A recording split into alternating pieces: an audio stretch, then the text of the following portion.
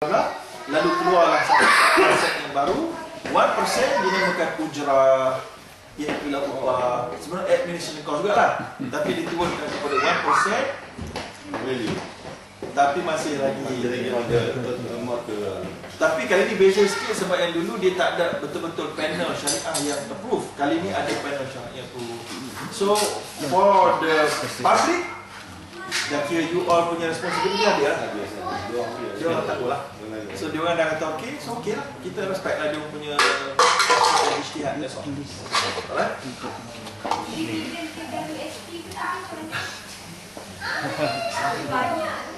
Dividend KWSP bukan map untuk investment. Betul kan? Kita simpan ke KWSP satu, bukan choice. Right? Kita adalah regulation.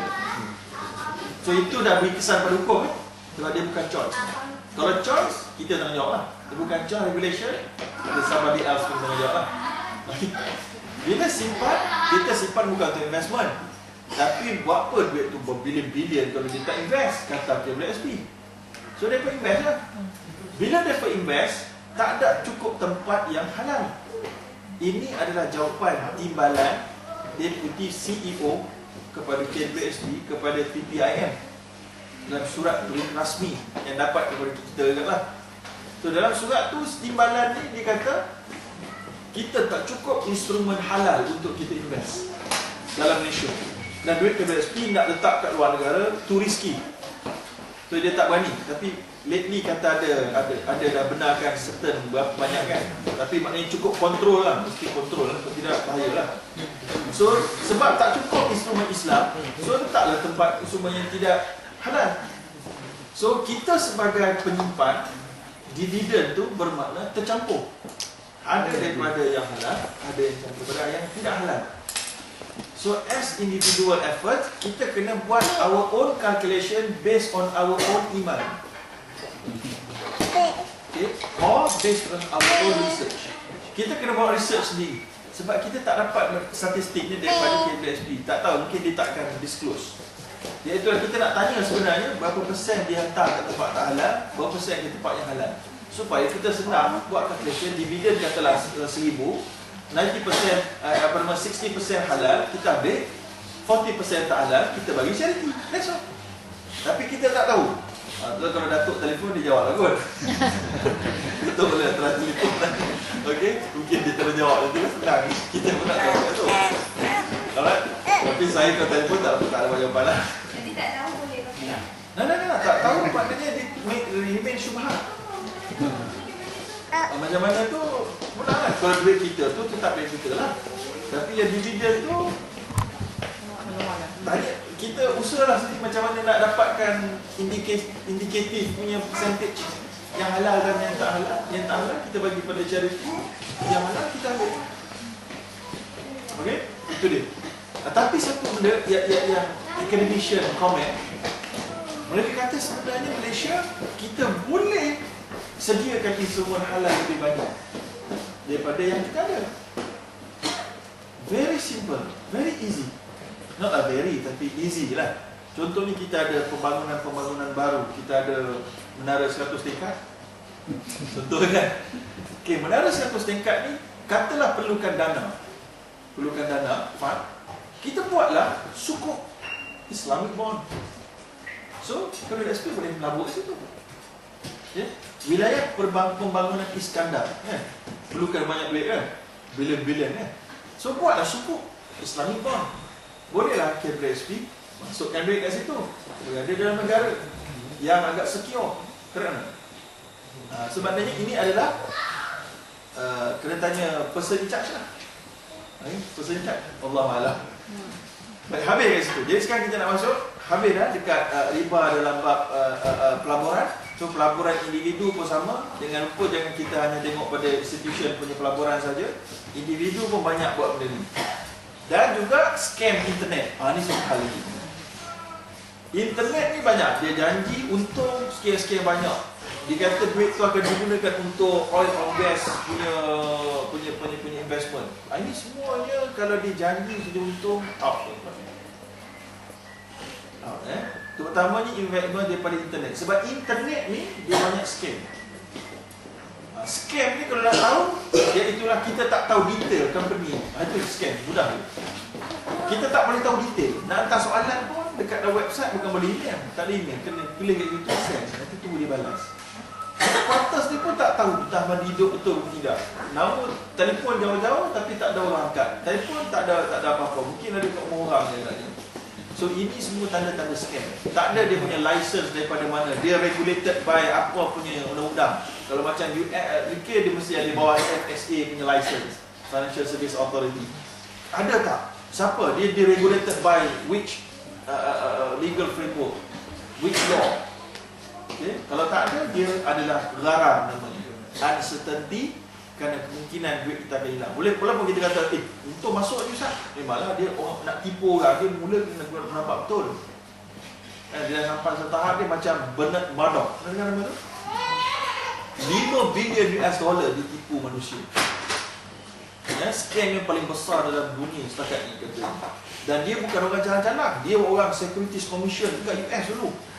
Cukup influential punya orang. Sebab tu dia orang percaya belaka. Artis-artis pun melabur kat dia. Antaranya Steven Spielberg. Steven Spielberg pun melabur kat dia. Hancur.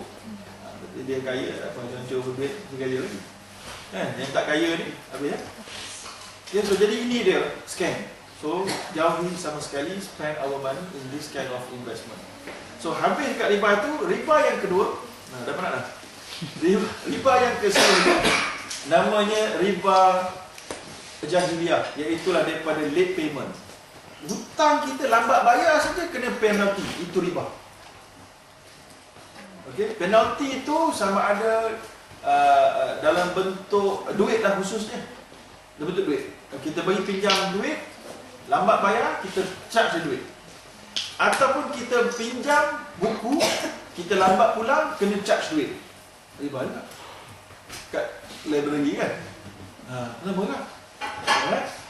So selain daripada tu, kita bukan beri pinjam duit saja yang boleh jadi riba. Kita bagi pinjam barang.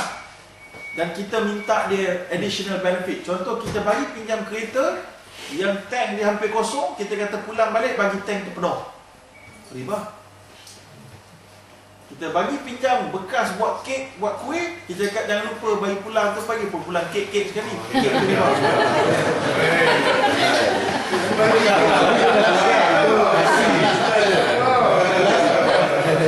Dia akan jadi riba begini.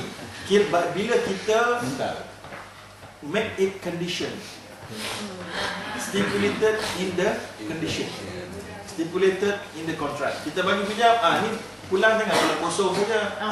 Itu riba. Tapi kalau kita pulang, kita bagi pinjam, dia pulang tiba-tiba penuh. Itu bukan dosa, itu pahala.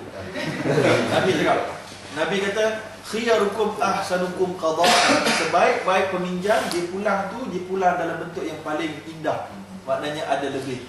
Tapi tanpa diminta. Dan jangan bagi masa pinjam, bagi pinjam tu cakap hadis Nabi ni. Nabi cakap tapi kenapa tak sekiranya.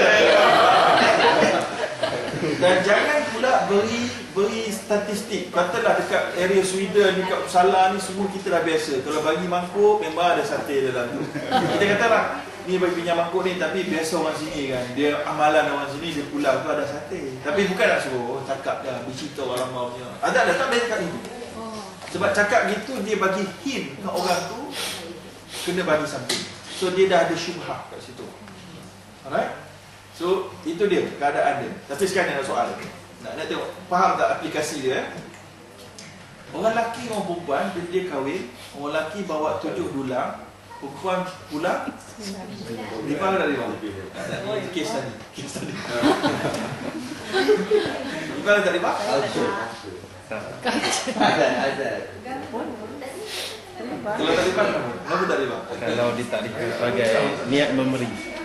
Tapi itu atas kebenaran. Dalam Islam disebut kaedah dia al-ma'rufi 'urfan kal masyruti syartan. Erti dia, apa-apa yang dah dijadikan sebagai culture, dia adalah syarat. Dia jadi macam syarat. Dia equivalent to syarat. Okey. Sekarang kes tadi. Bagi hantaran 7 pulang 9, riba ke riba?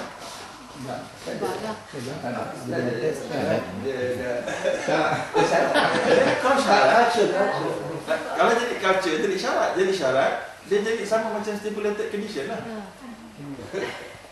Tapi memberi hadiah tu bukan syarat untuk kahwin. Bukan syarat untuk kahwin. Bukan syarat utama. Bukan. Dia kalau bukan syarat untuk kahwin pun dia boleh jadi riba. Tapi riba ke tak? Memberi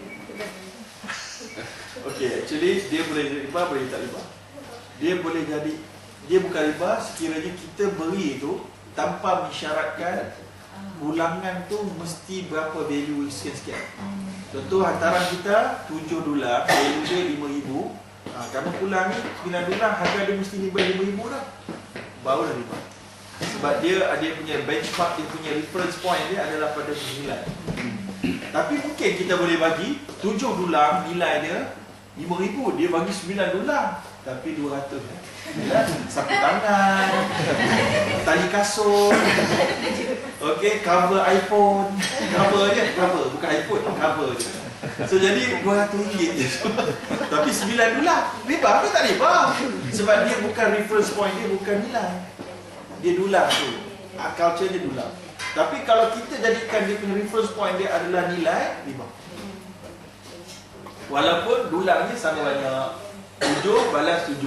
Tapi duit ni kita tahu dia beza ni, isi dia. That's okay. Not okay. Okay? Ada bala macam mana dia boleh masuk. Okay, yang kesulnya, kita kena saman kereta parking kat Malaysia. Kita dapat surat, bayar dalam masa 15 hari, RM10. 30, okay. Okay. Yang the first one tu tak riba, second one jadi riba. Okay. Fine tu, okay. Memang salah, kena bayar dan okay. You speeding, kena bayar, kena saman, tak riba. Itu halal. Government boleh ambil. Yang tak halalnya, yang jadi accumulated kerana kamu lambat bayar, dan riba. Itu dah jadi. Sebab apa jadi riba? Sebab sekarang ni maknanya you kena bayar RM15. Itu hutang tu. Tak bayar hutang on time 15 hari, you kena naik sikit duit. Itu riba jahiliah. Dia boleh reduce ke? Boleh reduce. Sekarang diskaun kan? Diskaun tu okey lah. Tapi dalam hal ni, I think that's why I don't know, maybe fatwa or whatever, correct. I ingat gambar dulu semua. Tukar tanah. This period RM100. Lebih pada period RM115. I think all these are the same. I think that's where I think we have to correct. I think you have to go back and correct the government. Tukar tanah sekarang kan, you must pay a certain period pada bulan ni. You fail that period, banyak ni tambah. Tukar pintu sama, this amount. Kurang itu, kita OC ni selalu kena bayar denda, terlambat sampai. Is this fair? It's not fair kan? Bukan kita sengaja nak bayar, tapi kerana lambat sampai. Betul. Jadi kena correct tu. Jadi dalam hal ni, kata because I pay within that period, then I have to pay the fine. So I kena juga lah kan? But it's not my fault. But you pay lambat, you fault lah. No, because I think come back to me. Because you send OCs kan, dia tambah lambat. Bagaimana sekarang? Okey, kalau come late tu sebab dia punya proses, patutnya kita boleh minta government tak kena penalty lah. Tapi kalau kita kena juga, so dekat dengan Allah, maknanya kita tak responsible lah. Sebab kita maknanya kita kena paksa lah. Macam ada orang kena paksa minta rasuah untuk lepaskan dia. Itu juga maknanya dosa itu kata ulama antara Imam Syaukani dan kita Al-Qaradawi juga sebut.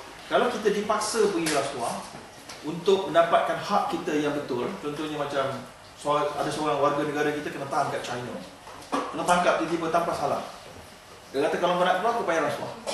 Kita kena bayar rasuah. Kena. Dosa tak atas kita, atas dia. Dia minta tu. Minta. So macam ni lah.